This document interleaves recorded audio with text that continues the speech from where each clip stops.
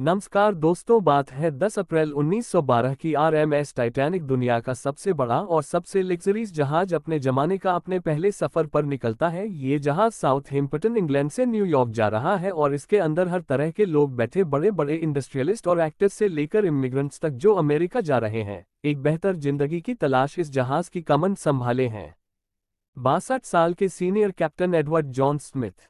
Passengers में, public में और मीडिया में बहुत एक्साइटमेंट है इस टाइटैनिक जहाज को लेकर। आखिर ना सिर्फ ये दुनिया की सबसे बड़ी शिप है, 269 मीटर लेंथ में और 50 मीटर से भी ज्यादा ऊंची, बल्कि इसमें जो लग्जरी इस्तेमाल करी गई है, इसे बनाने के लिए वो दिल दहला देने वाली है।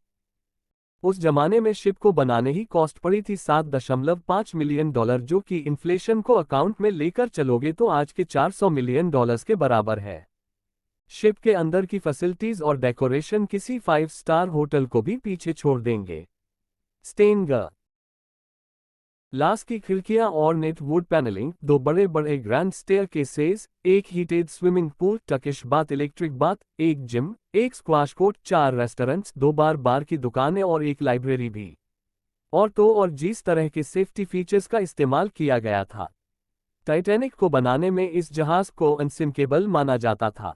ऐसी शिप है जो कभी डूब ही नहीं सकती क्योंकि इतनी सेफ है। ये व्हाइट स्टार लाइन उस कंपनी का नाम था जिसने टाइटैनिक जहाज को बनाया था।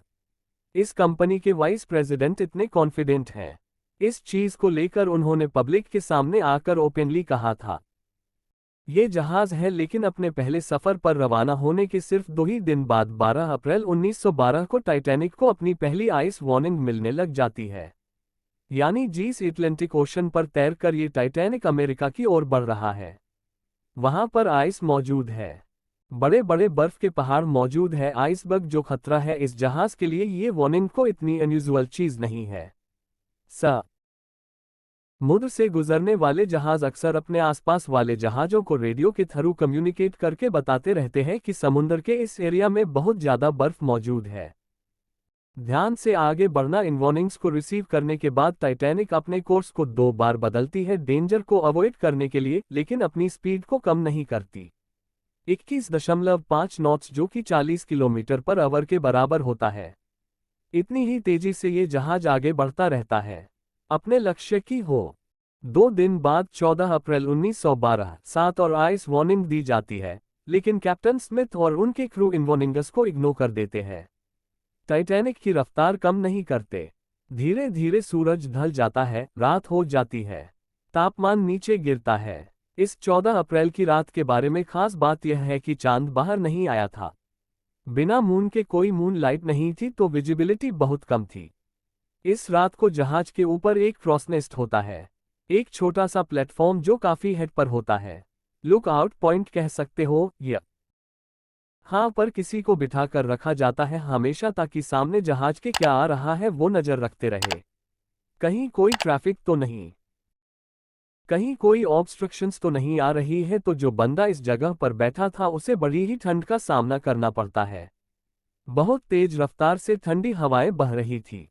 ऊपर से रात का समय था और ठंडी हवाओं की वजह से आंखों से आंसू भी आने लग जाते हैं, जिससे आगे देखना और भी मुश्किल हो जाता है। रात के 11:39 फ्रेडरिक फ्लैट नाम का एक बंदा में बैठा है। ये अचानक से अपने सामने देखता है एक बड़ा सा बर्फ का पहाड़, एक आइसबर्ग आ गया है। जल्दी से 3 बार घंटी को बजाता है ताकि नीचे बैठे हुए लोग सुन सकें। फिर फोन उठाकर कॉल करता है। ऑफिसर्स को ब्रिज पर चिल्लाकर कहता है, सामने हमारे एक आइसबर्ग है, जल्दी से जहाज को मोड़ो। फर्स्ट ऑफिसर विलियम ब्रिज पर बैठे इस इंस्ट्रक्शन को सुनते हैं और इंजन रूम को संदेश देते हैं कि जहाज को लेफ्ट डायरेक्शन में मोड़ दो, लेकिन अनफॉर्चुनेटली बहुत लेट हो चुका है। सिर्फ 1 मिनट बाद 11:40 जहाज जाकर इस आइस बर्फ से टकरा जाता है। The Titanic was a new breed of luxury line. Titanic left port in Southampton, England mourned her passengers were many of the within influential. The band paid the guest tunes and American ragtime toss. The time was 11:40. The iceberg grazed the right side of the ship, and all the seven she lifted up quickly. Everything those move was going through. I didn't think it was के लिए Saturday first of all 5th class McQueen. It's thanks very quite like. ये iceberg भी कोई छोटा मोटा iceberg नहीं था। Length में ये 200 या 400 फीट था, एक फुटबॉल फील्ड जितना बड़ा, और हाइट में ये क्रॉस नेक्स्ट तक आ रहा था। साइंटिस्ट का एस्टीमेट है कि इस आइसबर्ग का वजन 1.5 मिलियन टन था। आइसबर्ग के साथ ये टकराव टाइटैनिक का जहाज के फ्रंट राइट साइड पर हुआ। स्पेसिफिकली कहा जाए तो वो के पास हुआ। अब वो कौन सा हिस्सा होता है जहाज का? इस फोटो में आप देख सकते हैं कि ये सामने का ये वाला एरिया होता है। बो के ऊपर जो एरिया होता है उसे स्टर्न कहते हैं, और उसके नीचे जो बाहर निकला हुआ पार्ट होता है इसे कील कहते हैं। करीब 10 सेकंड तक ये जहाज आइसबर्ग के साथ बिसिकता चला गया और एक बहुत बड़ा डैम पड़ गया। इसकी वजह से शिप की मेन बॉडी में कुछ छोटे छोटे होल्स भी आ गए। आप शायद सोचोगे कि ये कैसे पॉसिबल हो सकता है। एक बर्फ का टुकड़ा एक मेटल को कैसे काट सकता है? अपने फ्रिज में रखी बर्फ को इस्तेमाल करोगे तो हाँ, वो उससे मेटल नहीं कटेगा। लेकिन ये ध्यान रखिए कि एक बर्फ का पहाड़, उसका खुद का वजन कितना होता है। अब कहने के लिए तो लकड़ी भी मेटल को नहीं काट सकती, लेकिन फिर भी आपकी मेटल की बनी गाड़ी जाकर पेड़ से टकराकर पूरा चकनाचूर हो सकती है।